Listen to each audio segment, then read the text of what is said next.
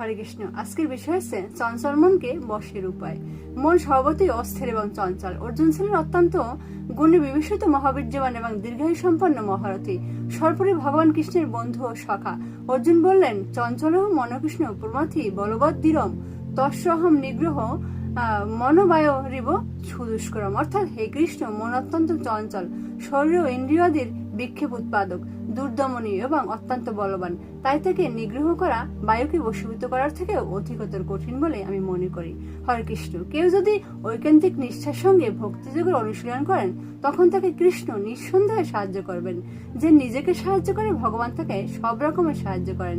শিল প্রভুপাদ এ প্রসঙ্গে বলেছেন, তুমি একজন ভক্ত আর তুমি কৃষ্ণকে ধরতে চাও, তুমি এক পা এগিয়ে গেলে কৃষ্ণ তোমার জন্য 10 পা এগিয়ে আসবে।